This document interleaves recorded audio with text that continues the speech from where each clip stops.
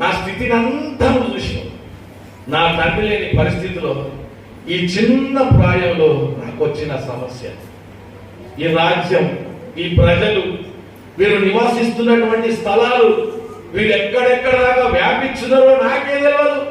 నేను ఎన్నడూ వీళ్ళని దర్శించినోని కాదు, చూసినోని కాదు. వీళ్ళ సమస్యలేంటో నాకేం తెలియదు. అయితే నేను బాలుడని చెప్పండి, నేను నాకు జ్ఞానం లేదు. వీళ్ళని ఎట్లా నడిపించాలో నాకు తెలియదు.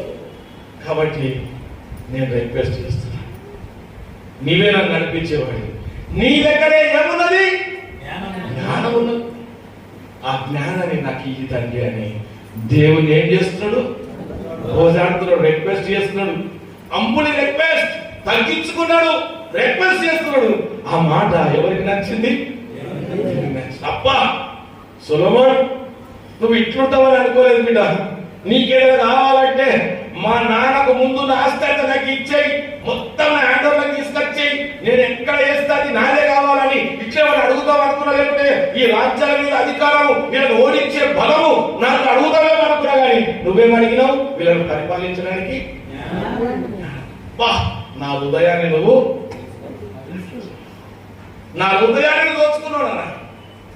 దేవునికి ఇష్టమైన వాడుగా సొలొమోను కనపడగానే సొలొమోను మాటకు దేవుడు ఎంత హ్యాపీగా ఫీల్ అయినంటే, నువ్వు ఏది అడగకుండా ఈ లోకంలో నన్ను కేవలం ఒకటే అడిగావు. ఏంటది?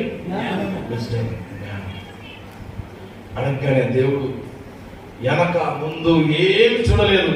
ఈ లోకం వైపు నువ్వు ఏది చూసి అడగకుండా కేవలం ఈ ప్రజలను ఒక న్యాయముగా, నీతిగా, ఒక స్వచ్ఛంగా వారి కోసము నువ్వు చేస్తున్న ఈ శ్రమ నాకు నచ్చింది.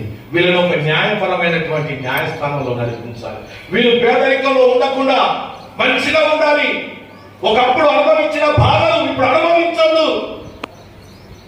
నా పరిపాలనలోని జ్ఞానం అడిగితే దేవుడు ఏం చేశాడండి? జ్ఞానం ఇచ్చాడు. జ్ఞానంతో పాటు అడిషనల్ గా ఐశ్వర్యం ఇంకా కావాల్సిన అన్ని ఇచ్చారు కదా. నాకు అనిపిస్తుంది రాత్రి చదువుతుంటే, అసలు